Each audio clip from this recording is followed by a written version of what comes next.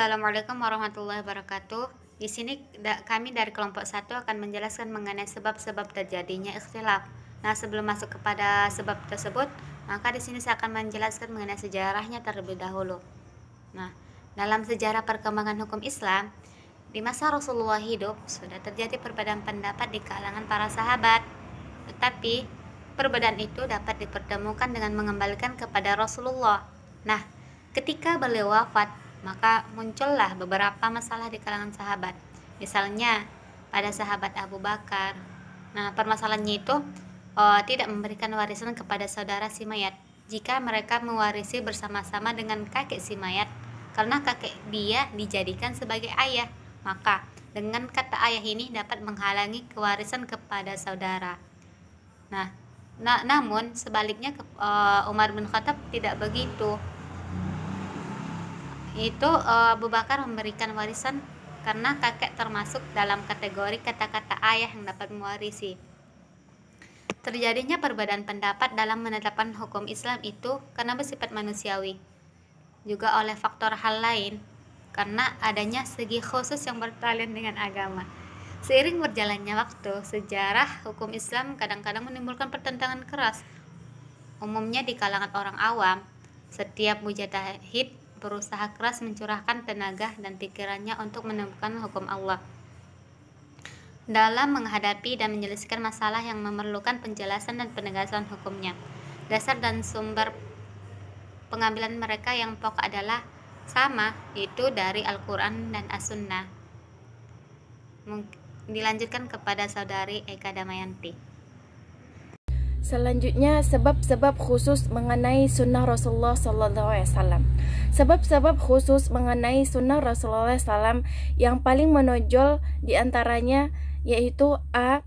Perbedaan dalam penerimaan hadis, sampai atau tidaknya suatu hadis kepada sebagian sahabat. B. Perbedaan dalam menilai periwayatan hadis, atau sahih atau tidaknya. C. Perbedaan mengenai kedudukan saksi Rasulullah SAW. Selanjutnya yang ketiga, perbedaan dalam penerimaan hadis, seperti para sahabat yang menerima dan menyampaikan atau yang meriwayatkan hadis, kesempatan tidak sama. Ada yang banyak menghadiri majelis Rasulullah SAW, tentunya mereka inilah yang banyak menerima hadis sekaligus meriwayatkannya. Tetapi banyak pula di antara mereka yang sibuk dengan urusan pribadinya, sehingga jarang menghadiri majelis Rasulullah SAW.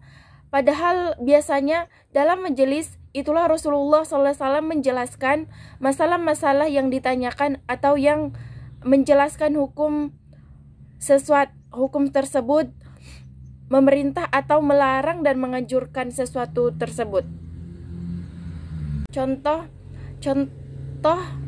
perbedaan dalam penerimaan hadis, yang artinya yaitu Ibnu Umar memberi fatwa bahwa bila wanita mandi junub hendaklah membuka atau mengudar sanggulnya, sebagaimana diriwayatkan Imam Muslim.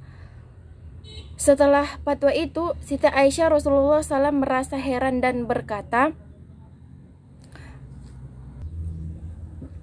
"Sungguh aneh, Ibnu Umar ini ayah lukunna ru'usahunna, memerintahkan kaum wanita apabila mereka mandi janabah untuk mengudar sanggul.